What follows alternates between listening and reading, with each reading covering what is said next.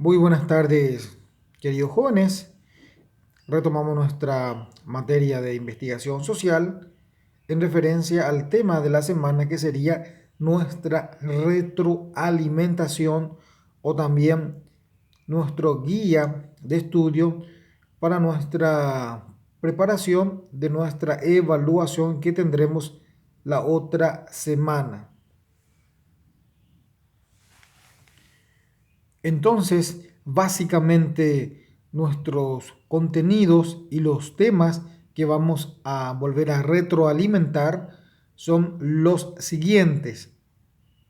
El tema, por ejemplo, del diseño experimental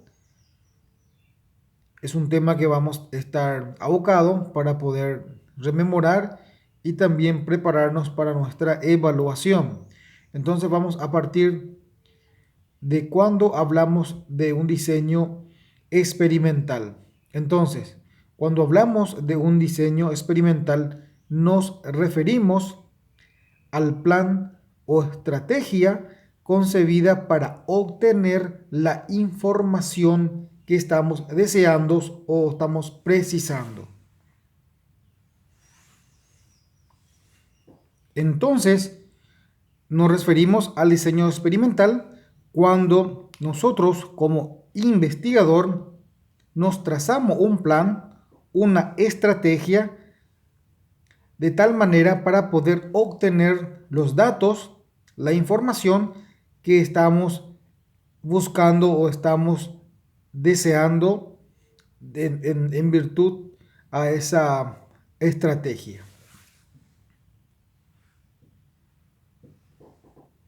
Y de esta manera tenemos los tipos de diseño de investigación, que son el diseño experimental, el diseño cuasi experimental y también el diseño no experimental. Entonces, cuando nos preguntan cuáles son esos tipos de diseño de investigación, nos referimos a estos tres tipos de diseños que debemos manejar de manera correcta.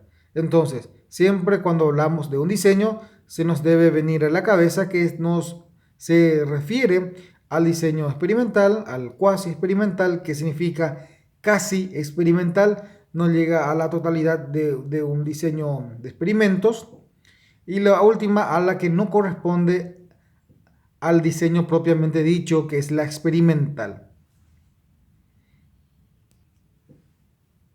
Así también otro tema que debemos manejar muy bien son los objetivos de la investigación experimental. Y cuando hablamos de objetivos de un diseño o de la investigación experimental, ¿a qué nos referimos? Entonces, el objetivo fundamental de esta investigación experimental es comprobar mediante un control exhaustivo, minucioso, de las condiciones experimentales, la relación causal entre los fenómenos empíricos. Entonces, ¿cuál es el objetivo fundamental? Es comprobar mediante un control minucioso, exhaustivo, de las condiciones experimentales y esa relación causal entre los fenómenos empíricos. Así también tenemos los factores de esa creación del diseño experimental. Los factores importantes son la viabilidad, el tiempo, el costo, la ética y los problemas de medición. Entonces, al hablar o al referirnos cómo podría ser esa creación de ese diseño experimental, vemos si es posible o no es posible, si el tiempo nos va a dar de lo que pretendemos realizar el experimento o la comprobación de un hecho, y sobre todo el costo por el cual va a requerir realizar dicha investigación, y sobre todo los problemas de medición. Este diseño experimental posee algunas características que son las siguientes. Prueba previa y posterior. ¿Qué significa esto? Comprobar si los grupos son diferentes antes del comienzo de la manipulación y del efecto de la manipulación. Entonces, hay que comprobar, hay que ir comparando si los grupos son, digamos, diferentes de la manipulación y posterior a la manipulación. Entonces, esa comparación hay que ir manejando, hay que ir cotejando antes de la manipulación y después de la manipulación. Esos efectos que se van a ir observando, que se van a ir desarrollando, hay que ir comparando y comprobando. Entonces, una de las primeras características es prueba previa y posterior. Luego tenemos ensayos clínicos controlados y aleatorios. Es un grupo que no recibió la misma manipulación que un grupo experimental que sí recibió esa manipulación. Entonces, por una parte, un grupo aleatorio y otros grupos controlados. O sea, el grupo controlado sería lo que recibe la manipulación y otro grupo podría ser aleatorio, un grupo cualquiera que no está seleccionado para la investigación o experimentación. Entonces este grupo aleatorio también podría no recibir esa manipulación y se hace una comparación, una, eh, se hace una comparación también al respecto. Seguimos con las características del diseño experimental. Tenemos otra característica que es entre sujetos. El muestreo es aleatorio. La comparación entre un grupo experimental y un grupo de control. Entonces, acá el muestreo es aleatorio y también hay una comparación entre un grupo experimental y otro grupo que se mantiene solamente como control. Y también tenemos de sujetos similares, agrupación de los participantes para crear grupos experimentales y otros grupos que son de control y similares. Entonces, un grupo propiamente dicho que va a participar directamente en el procedimiento experimental y otros grupos que solamente se mantiene simplemente como de control similares. No va a entrar a participar directamente en el diseño de la experimentación en sí. Y en este punto tenemos ya nuestro siguiente tema que va a abarcar para nuestra pequeña prueba. Es en referencia al tema del diseño cuasi experimental. ¿Y en qué consiste el diseño cuasi experimental? Consiste en que básicamente casi alcanza el nivel de experimental. El criterio que le falta para llegar a este nivel es que no existe ningún tipo de aleatorización. No existe ningún tipo de esta situación. Es decir, no hay manera de asegurar la equivalencia inicial de los grupos experimental y un grupo de control. Entonces, ¿qué es lo que le falta a este grupo cuasi experimental? Que no existe un tipo de aleatorización. Es decir, no hay una equivalencia inicial de los grupos de control y otros grupos, entre grupos experimentales y otros grupos de control. Esta sería la diferencia que se maneja en el concepto de cuasi experimental. ¿En qué se fundamenta el diseño cuasi experimental? Se fundamentan en el enfoque cuantitativo, el paradigma y el paradigma deductivo. Este sería en el cual se fundamenta este diseño. Entonces, ¿en qué se fundamenta? En el enfoque cuantitativo, el paradigma y el paradigma deductivo. Las características del diseño cuasi experimental son las siguientes o podemos mencionar: pequeño grado de manipulación de variables independientes, establece relaciones causales entre variables dependientes e independientes, suelen desarrollarse en contextos naturales y no en laboratorios, dificultad para controlar las condiciones de la medición y otras variables extrañas que puedan afectar el resultado. Entonces, estas son las características básicamente del diseño cuasi experimental, que van a tener que leer un poco, aprenderse un poco alguna de estas, que sería que no se desarrolla en contextos de laboratorios, sino más bien en contextos naturales. También hay un pequeño relacionamiento de causales entre las variables dependientes e independientes y un pequeño grado de manipulación de las variables independientes. Son las variables que no están propiamente dichas en dicha manipulación, en dicha investigación, sino que son aquellas que son básicamente introducidas de forma indirecta.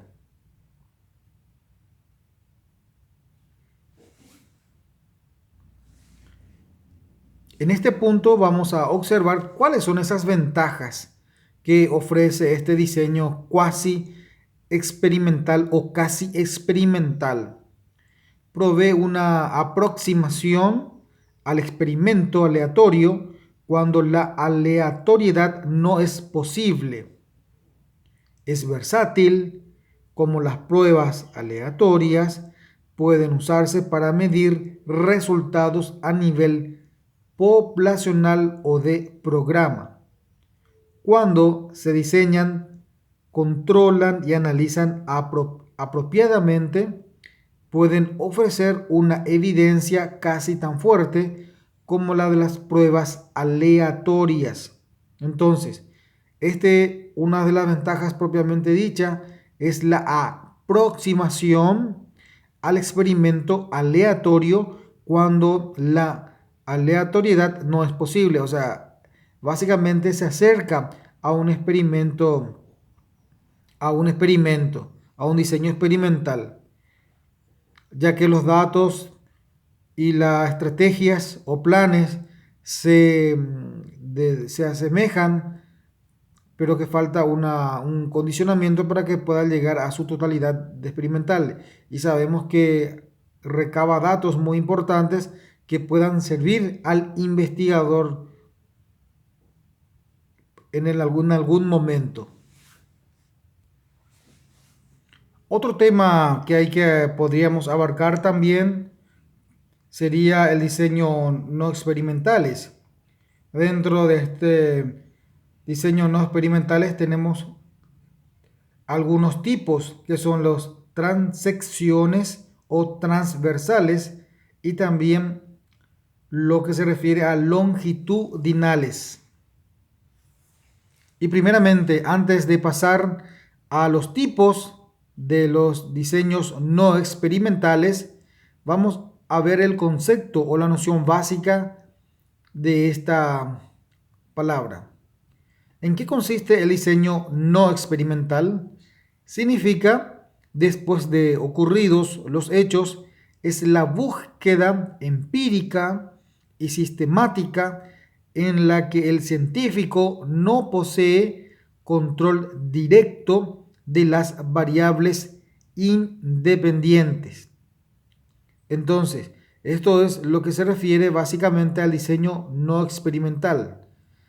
Ocurridos entonces los hechos, en la búsqueda empírica y sistemática en la que el científico no posee el control, no posee un control directo de las variables independientes.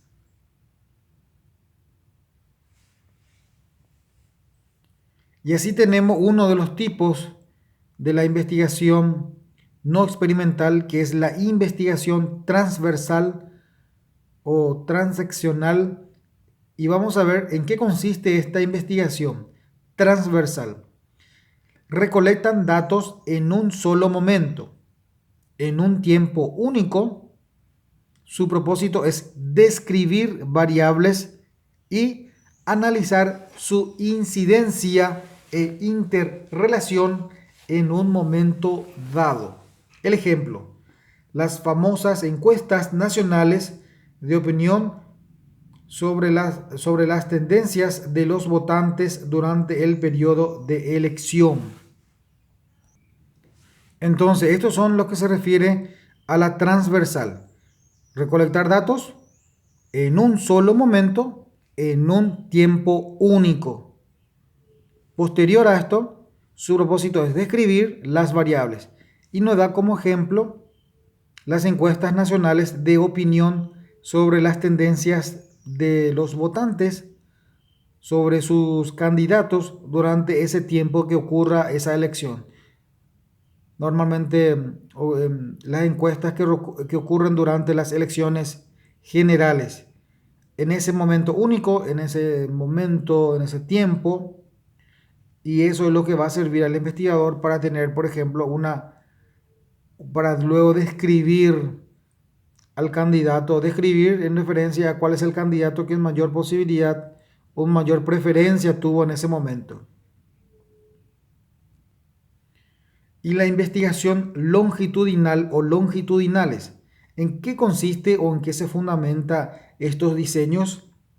También es recolectar datos a través del tiempo en puntos o periodos especificados.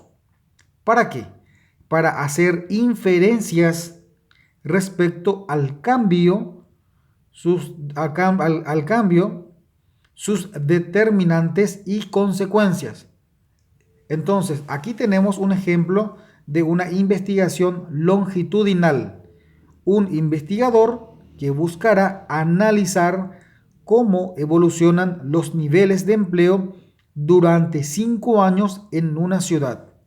Entonces, este sería el ejemplo, sobre todo en referencia a la investigación que hace al tema empleo, en tiempo o en puntos o periodos, y ahí tenemos, por ejemplo, cómo van a ir evolucionando o cómo van a ir decreciendo durante un tiempo, el tiempo que propone el investigador para su estudio, para su investigación, para su análisis o para su conclusión es de 5 años en una ciudad determinada. En una ciudad determinada. Entonces, esto es lo que nos ayudará la investigación longitudinal en periodos o puntos de tiempo especificados. Puede ser 5, 7 años, 8 años, 10 años. En referencia puede ser al empleo, puede ser al tema del subempleo, o qué tipos de empleos son requeridos en estos tiempos, o cuáles son los empleos que ya no se utilizan. Entonces, va a depender al investigador cuál sería su objetivo. Bueno, básicamente estos son los temas que vamos a tener que ir preparándonos para nuestra pequeña evaluación. Observamos los diseños prácticamente experimentales, los cuasi experimentales y los no experimentales. Bueno, hasta aquí hemos llegado con unos ajustes en referencia a los temas que habíamos dado estas últimas semanas o que conlleva las primeras semanas de nuestra segunda etapa. Bueno, les deseo, jóvenes, excelente jornada, éxitos para la semana de estudio que nos conlleva, y así nos encontramos nuevamente en el día de la fecha para nuestra pequeña evaluación de nuestra materia de investigación social.